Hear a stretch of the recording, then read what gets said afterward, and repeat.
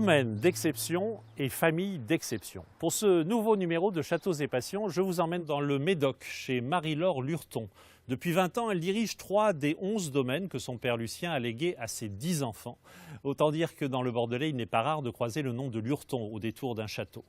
Celui de la tour de Bessan, où Marie-Laure Lurton nous a donné rendez-vous, doit son nom à une tour du XIIIe siècle, seul vestige d'une place forte qui, avant la Révolution, avait appartenu à la belle-fille de Montaigne. C'est ainsi qu'à l'ombre des grands arbres généalogiques s'enracinent parfois les plus beaux vignobles.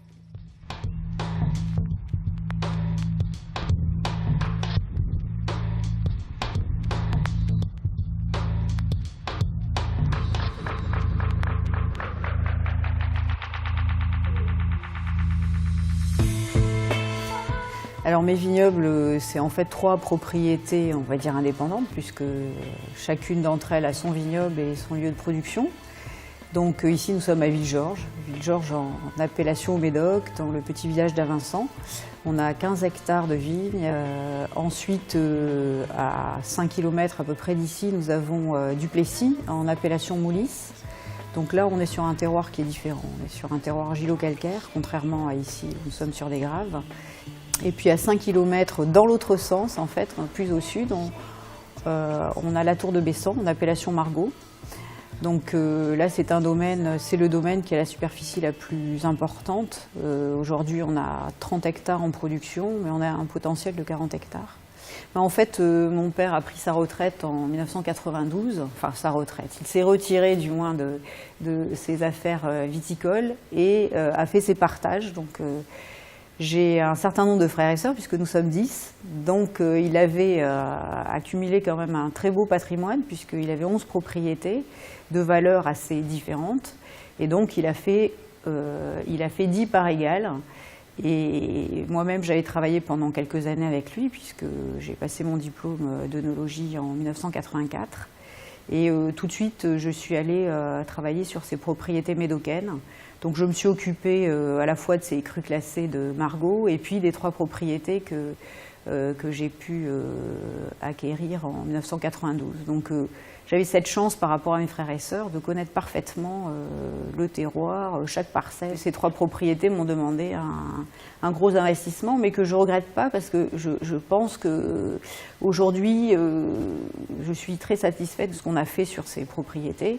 Et puis je me suis installée, c'est-à-dire que je n'avais pas des bâtiments qui étaient déjà, à part Duplessis, où il y a un cadre qui existe, il y avait tout à faire. Donc c'est vrai que 20 ans après, je suis très satisfaite de ce choix. Je pense que sur d'autres propriétés, j'aurais pu finalement m'ennuyer, pas avoir assez de travail. Voilà.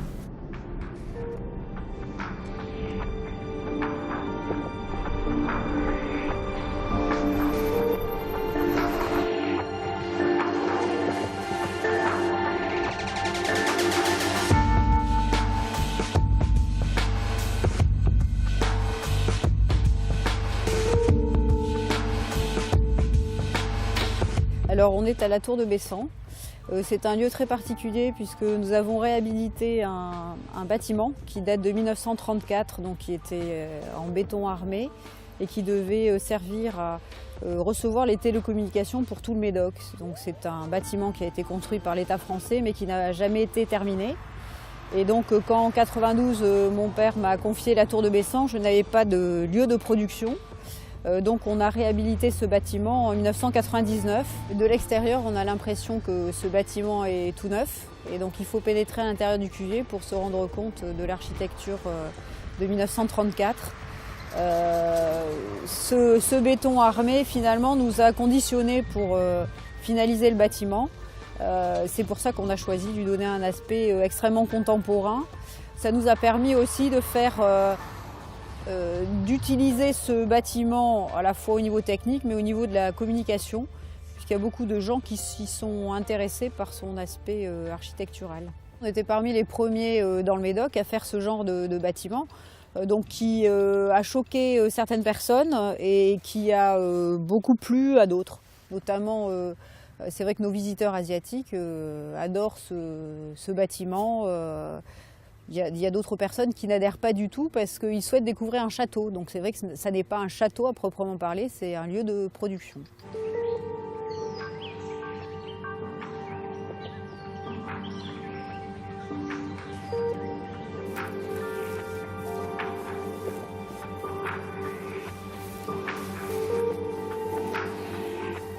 Alors là, on peut apercevoir la fameuse tour de Bessan qui a donné son nom à notre propriété. Elle date du XIIIe siècle. On l'a laissée comme ça au milieu des bois pour la cacher le temps de la restaurer parce que c'est un endroit un petit peu dangereux. Elle est ancienne et il y a quelques pierres qui vacillent.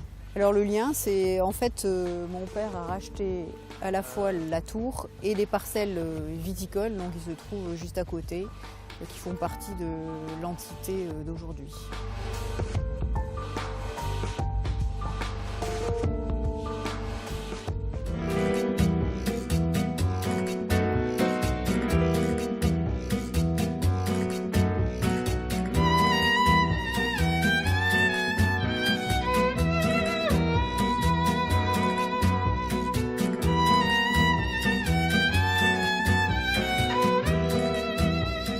Je me suis décidée, enfin on va dire relativement tardivement à faire du vin parce que j'ai vécu dans cette ambiance de vin, mais vous savez que ce milieu est un milieu extrêmement masculin, donc il ne me serait jamais venu naturellement à l'idée de travailler dans le vin. Et puis comme chaque enfant, on passe son bac et on se dit qu'est-ce que je vais faire, quelle est la profession que je vais choisir. C'est à ce moment-là que mon père, l'air de rien, me dit vous savez, vous pouvez faire un diplôme d'œnologie à Talence. À l'époque, c'était la dernière année où ça se faisait en 2 ans. Donc je me suis dit 2 ans, c'est pas grand-chose. Si ça me plaît pas, je changerai mon fusil d'épaule, je ferai d'autres études. Et en fait, ce qui m'a plu dans ces études, c'est la transformation du raisin en vin. Je trouvais que c'était un peu magique. Voilà.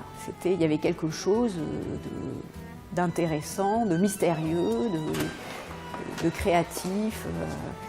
Alors en fait, d'avoir signé mon vin Marie-Laure Lurton, j'ai mis un peu de temps parce que je l'ai fait à partir de 2003, tout simplement parce que je me suis posé des questions sur la commercialisation, le marketing, l'image. Et j'ai réfléchi assez rapidement, je me suis dit qu'est-ce qui est connu finalement?